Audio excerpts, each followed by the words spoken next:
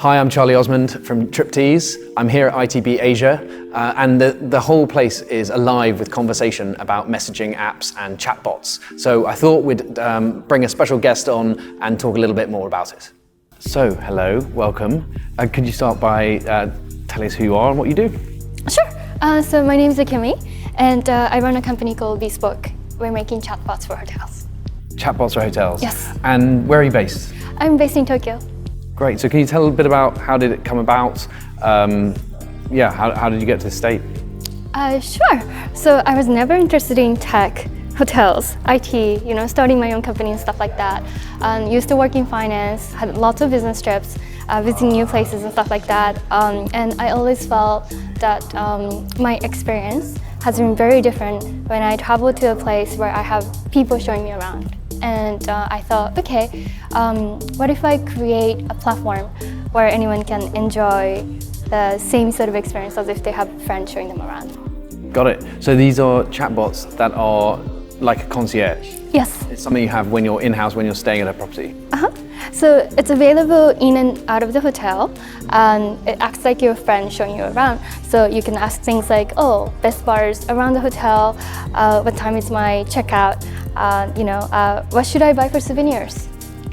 And how did you build up the content to answer all these questions? Sure. So for contents, we do like multiple layers. The top layer, the highest priority for us is the contents that we receive from hotels. So that would always be there if people ask specific questions like, best place to eat inside the hotel. Second layer is our own contents. We have a website. It's a local version of TripAdvisor. We accumulated a lot of contents there. And then the third layer, we use database and APIs from external parties, vendors. Okay, got it. So there's a huge range of content. Yes. Guests arrive at the hotel, they start asking questions. How does a guest actually find out about the ability to have this friend on the side? Good questions. So you walk into the hotel, you check in, you receive a room key, right? In addition to a room key, you'll be receiving a flyer, just a small card with a QR code on it. You scan it with your smartphone, and you're like right on the page to chat with the chatbot.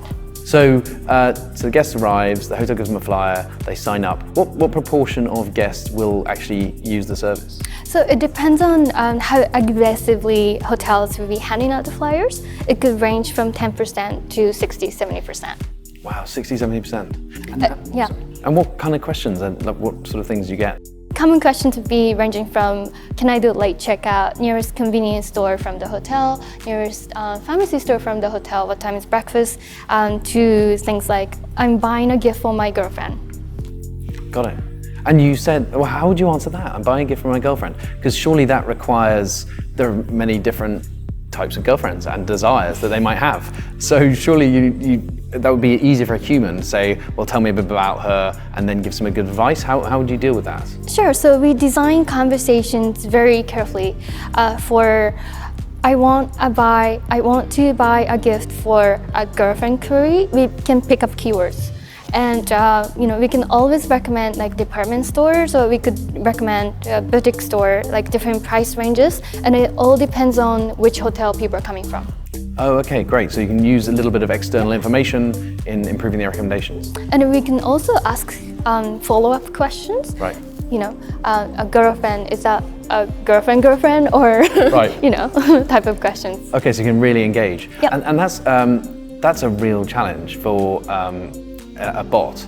A lot of people today are still saying that bots can't go mainstream because there's a limitation to what they can do, and having a hybrid approach with a human helps.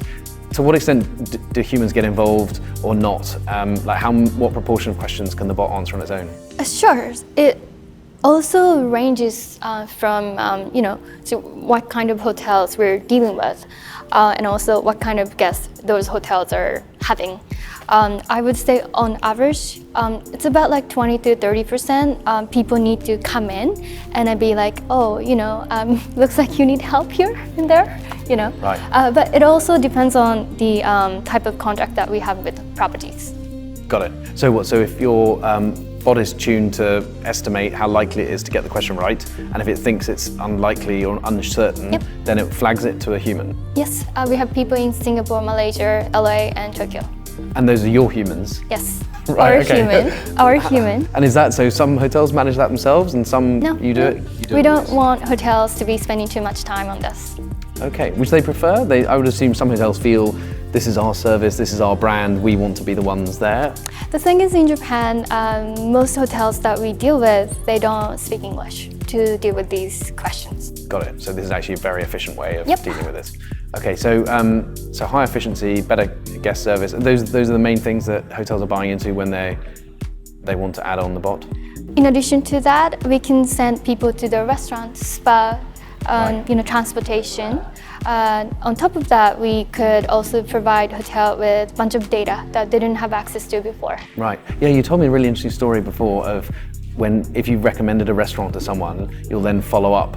Yes. For example, if you book a restaurant, let's say 8 p.m. tonight, you will be receiving a message, automated message from a chatbot around like 20 minutes past 8, so it's 8:20, saying, oh, were you able to get to the restaurant?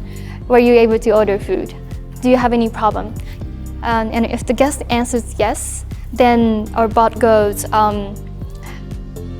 there's actually a great bar, local bar, just a couple minutes away from your restaurant. Right. Okay, great. So you can follow up and add more ideas. So it's like proactively. Yeah, it's like human touch. Got it. And how do you measure success? So how do you know, right, we've got a really good conversational flow, this works, or in fact it doesn't, we need to improve it? Sure, so we do like multiple things, and the first thing we look into is the engagement, the average time for conversation per guest. Right now it's about 90 minutes. We want to raise it, bring it up to 120 minutes, so that's about 2 hours. Right. And second thing we look into is sentiment. We do sentiment analysis. For example, we recommend one restaurant. Did the user click on book button? Did the user ask more questions to find out details? How long did it take until the user took the next section? Got it. And the 90 minutes average per conversation, that sounds like a long time for me to be tapping. That's not all at once though, is it? So it's like, let's say you stay for 2 nights, and in total it's 90 minutes. It's not per day. For some people it goes very aggressive, so it could be like 2 hours a day, but it depends on the guest and how well they use it. And I see the trend that younger people, of course, tend to use more. Right, and it's really impressive that you can give people, as it were, 90 minutes worth of extra value during a trip, that they want to keep on using that. What's been the hardest thing to achieve, like to get to that point of quality of interactions? Sure. What's been like the real challenge? The biggest challenge we had in the initial phase, no one was using it. Right. Because no one knew what it was, and hotels didn't know what to do with the flyers. So when the hotels don't distribute flyers, people don't know that the service exists, right? So it was really hard. So what we did was that we would be like visiting hotels every few weeks and be like, oh, this is like how the service works. And we would be explaining to every person at the front desk. And I started taking off. Okay, so it's actually the training up the humans at the hotel to understand how to drive engagement. Yep, so even though we do high-tech stuff, sometimes. Always comes back to humans. Yeah, wow, that's fascinating. Finally, you told me something interesting about which platforms it works with, and that's something you've evolved and changed. So can you talk a bit about how do people want to message you? What system are they using?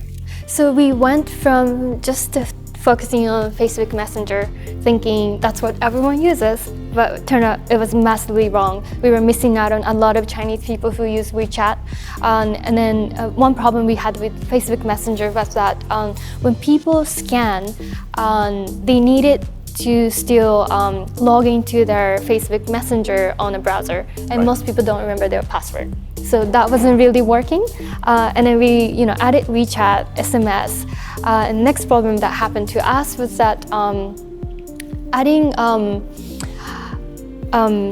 keeping our product in a lot of different platforms, maintenance gets a lot harder. Right. And then we thought, okay, what if people don't have WeChat?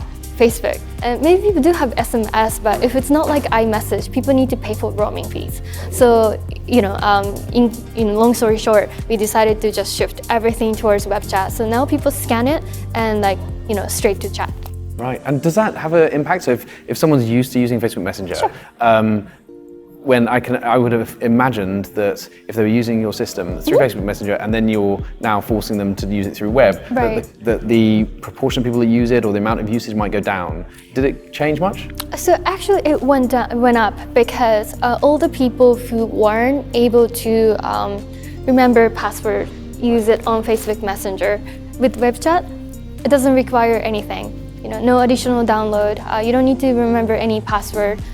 You just scan it and use it. So it actually went up. Wow, that's great, good. Well, thank you very much. I think it's a really fascinating area. I can see that every hotel needs to be having more bots helping them out, improving customer service. So we look forward to seeing the expansion. Well, thank you. Thank you.